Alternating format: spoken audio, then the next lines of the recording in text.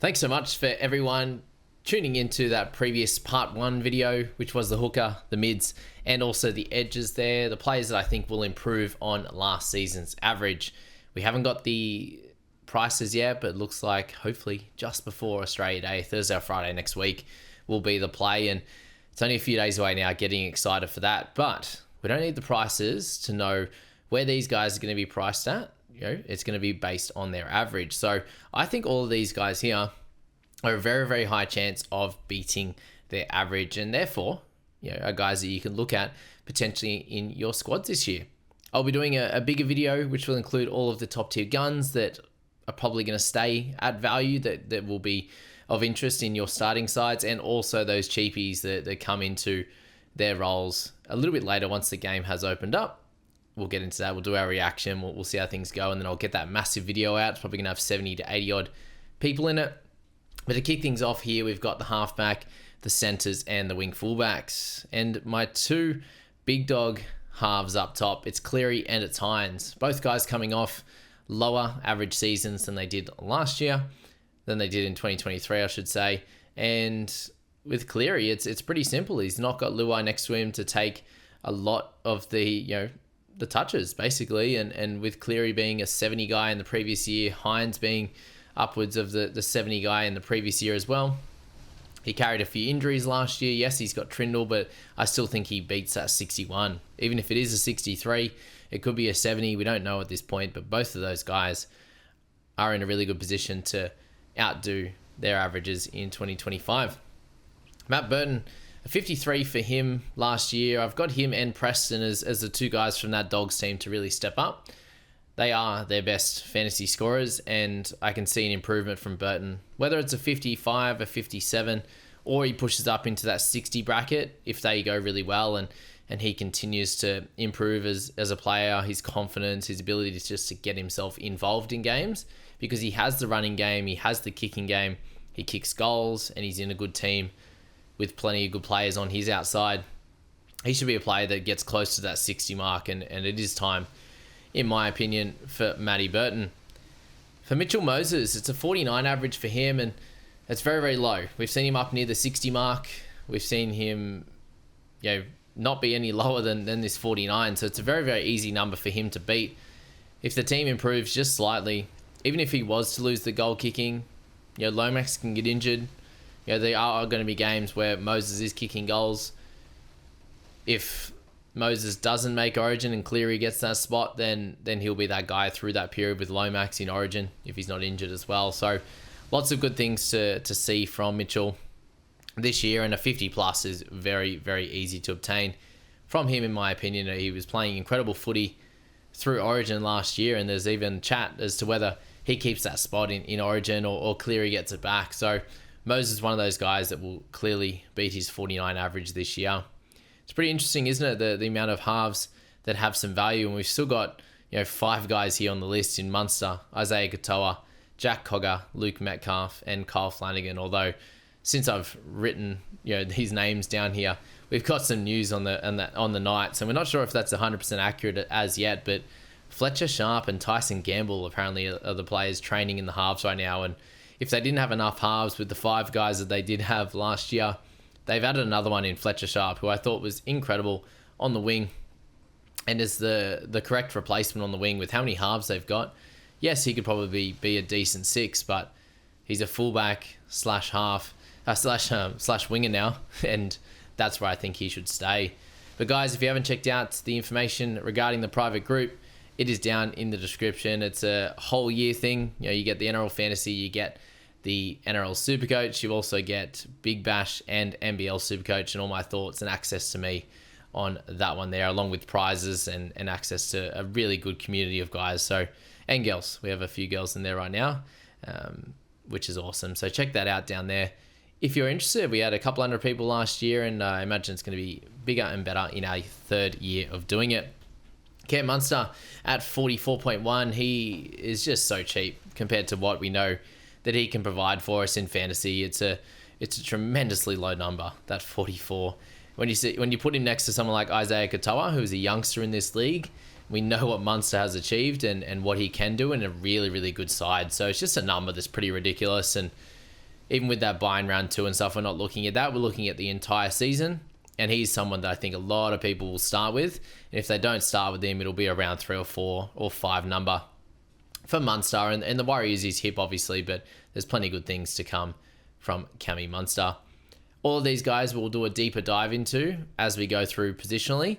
And as you're seeing with all the teams right now, a lot of it is, Scoop's opinion. It's his spreadsheet, so I'm asking the questions of him and making little comments along the way like you see here, but my in-depth analysis will be done in those positional analysis videos where we'll go through the cheapies in some, mid-ranges in the next, and then the guns in the following video. And does Cam Munster go into the mid-range category? That'll be funny to see in that half spot.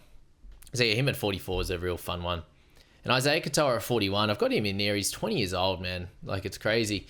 Did really well in the Pacific Champs. He had his moments last year, was scoring really well at the beginning of the season, then got dropped, had some time on the bench, lost minutes, different things like that, and was out of favour in the end, unfortunately. But he's 20 years old and he's improving each and every season, every game that he does play, even if he does have poor ones. So at 41 this year, I expect him to be about a 45 with potential to go higher if he can really harness that 7 role and the Dolphins can do fairly well. Then he's going to be a guy that does great things, and he's going to do great things in this league. It's just, is this the year for him to improve? And I think it is in 3rd year rather than 2nd. That is the time. And guys, if you aren't following the podcast, if you aren't subscribing on YouTube, hit the notification bell as well. Please do that. It's absolutely super helpful for me in building this channel.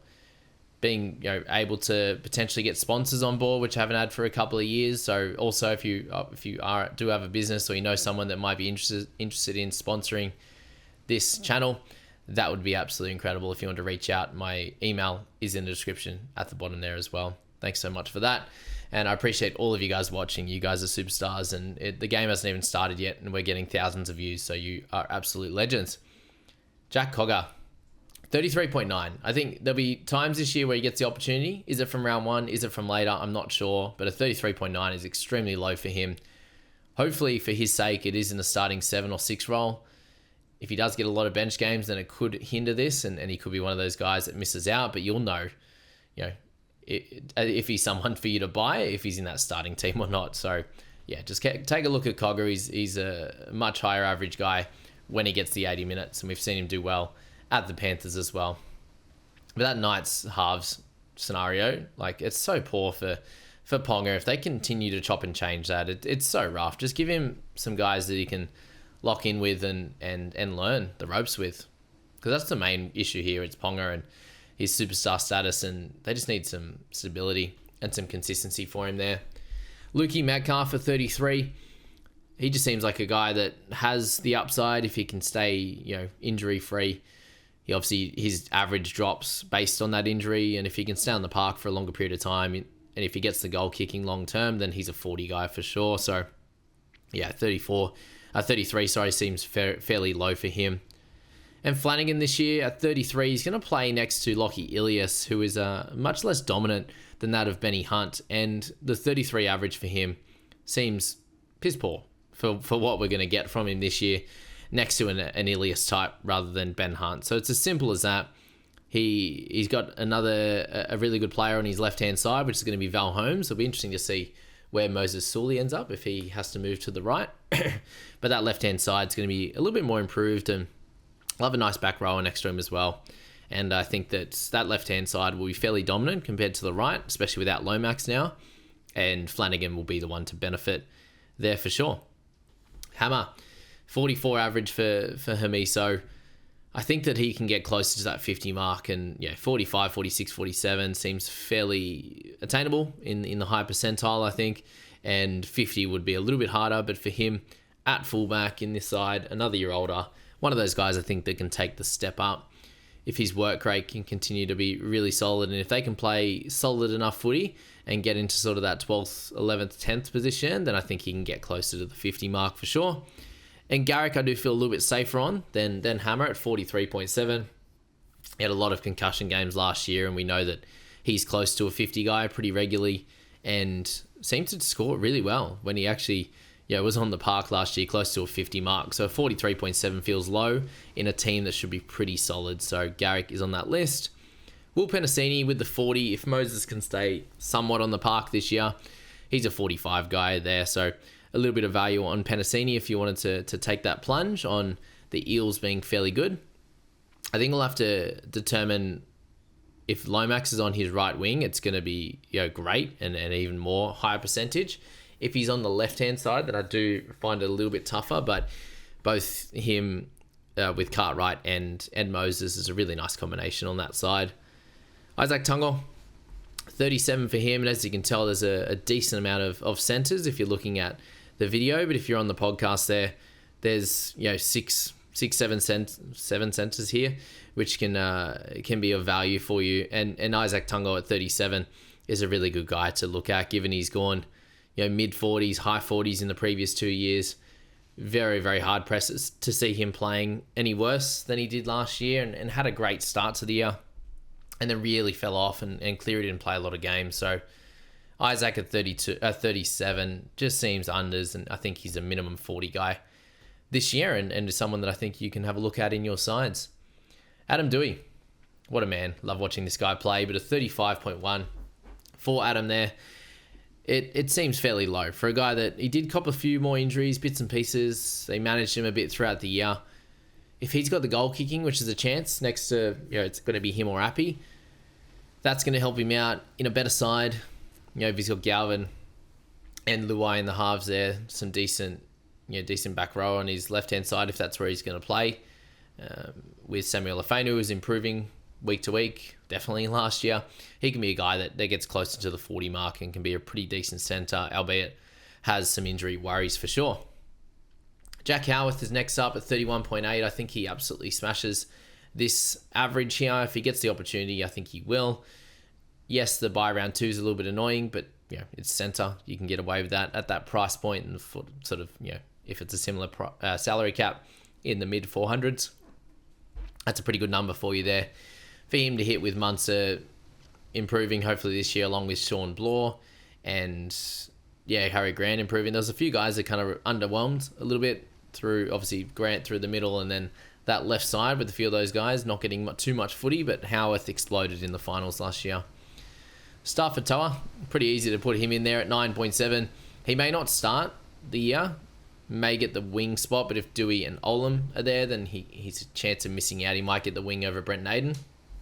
And if he does, wherever he ends up, if he gets to start this year, he's going to beat 9.7, but I think he can go back to the 30s and 40 mark if he can stay fit. And now moving on to the 3-wing fullbacks I've got there, it's Keanu Keeney, it's Jareem Buller, and it's Greg the Leg Marzu. With Keanu Keeney there, 47.7. He scored way better than that across his time.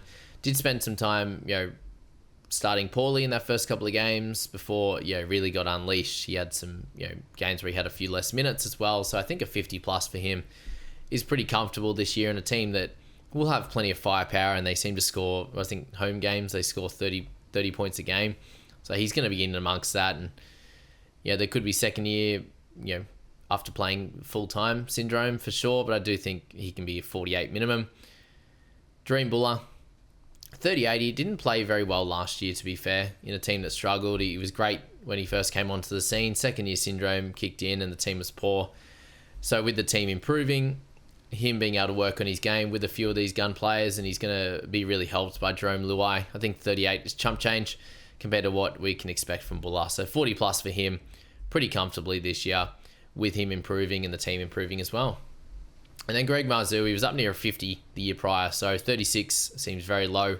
Didn't score very many tries, and I think that's going to be an uptick from him. And the problem with, as I said, those halves is that you've got Ponga and Marzu and a lot of these outside backs that just don't know what's coming to them. If they're playing fluently and really well as a team, then these wingers get all the spoils. And if they're not, unfortunately, it could just be one side like we did the back end of last year.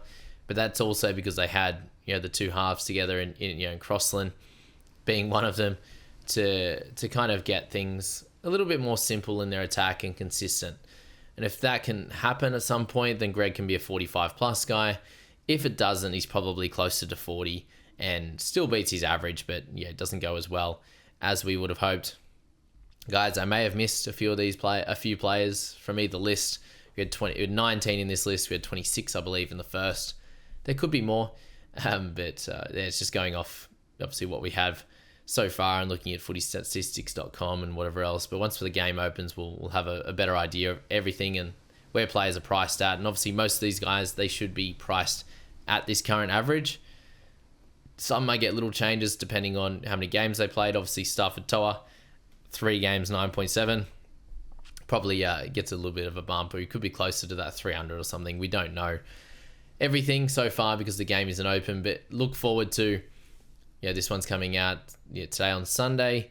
Then we'll have a few more teams Scoop and I have done, and then we'll get my first reaction. I'm going to try my best to have once I hear the games open, I'm going to try and have, it's going to be hard to do.